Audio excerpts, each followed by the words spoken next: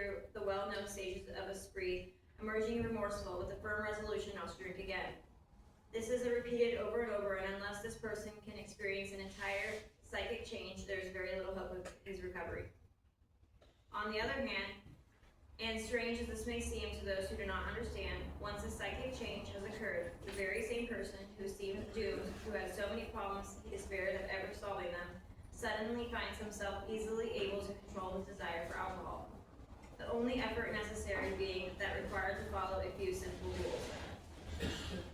Men have cried out to me in sincere and despairing appeal, "Doctor, I cannot go on like this. I have everything to live for. I must stop, but I cannot. You must help me."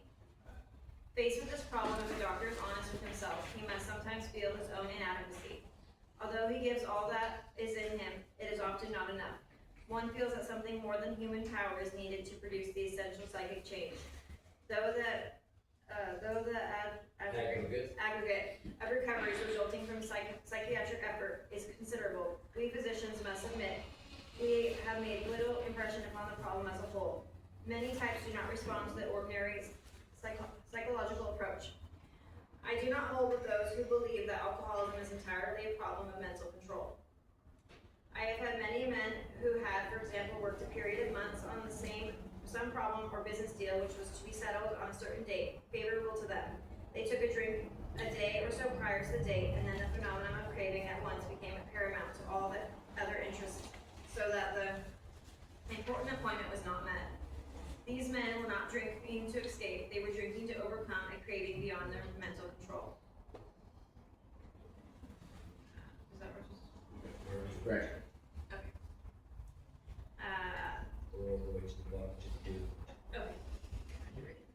There are many situations which arise out of the phenomenon of craving, which cause many to make the supreme sacrifice rather than continue to fight. The classification of alcohol seems most difficult, and in much detail is outside the scope of this book.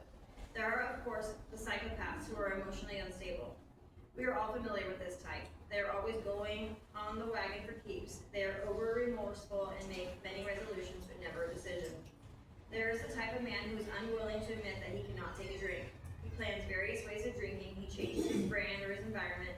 There is a type who always believes that after being entirely free from alcohol for a period of time, he can take a drink without danger. There is the manic-depressive type who is perhaps the least understood by his friends and about whom a whole chapter could be written. Then there are types of entirely normal in every respect except in the effect alcohol has upon them. They are often able, intelligent, and friendly people. All these and many others have one symptom in common. They cannot start drinking without developing the phenomenon of craving. This phenomenon, as we have suggested, may be a manifestation of an allergy which differentiates these people and sets them apart as a distinct entity. It has never been, by any treatment with which we are familiar, permanently eradicated. The only relief we have to suggest is entire abstinence. This immediately precipitates us into a seething cauldron of debate. Much has been written to pro and con, but among physicians, the general opinion seems to be that most chronic alcoholics are doomed. Thank you. Thank you. I'm Courtney, I'm an alcoholic. Hey, Courtney. This is a really good reading, and I got my friends a little bit, so I appreciate you talking me reading this.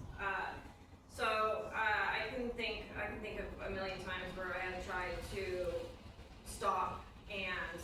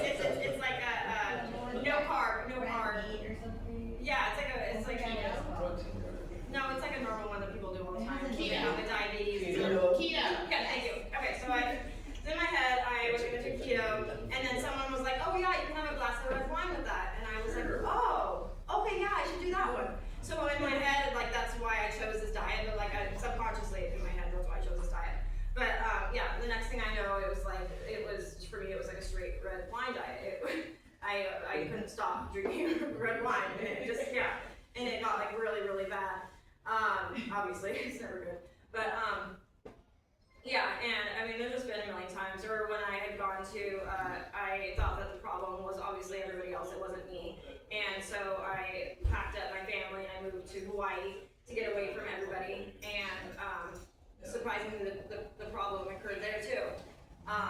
You know, there's a million instances where, I could think that, you know, until I realized that, like, hey, I'm the problem, it's me. And, it's my thinking, it's everything about me, and so this reading was really good. So, yeah, it's open.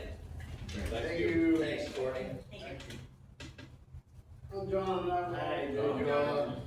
So I thought for sure that if I had a good job, if I got a career, you know, if I just cut trees for a living, if I just was a mechanic for a living, if I could just get that job, you know, because if I could get that job, then I could live like a normal person, and I could pay taxes, and I could be a contributing member of society. No, my dumbass just does a little, and next thing you know, it's phenomenal and crazy, and I gotta have more. To the point where I get guns and people give me money, and it's fucked up. It's just fucked up, it always ends up in jails and institutions. Every time I turn around, it's no matter what, I try to do a little bit, and a little bit turns into a little bit more, and next thing you know, I'm sticking guns in people's faces and running from the law. And I never understood what the qualifications were for an alcoholic. And when I finally explained to me what the qualification for an alcoholic was, I finally took a deep breath and said,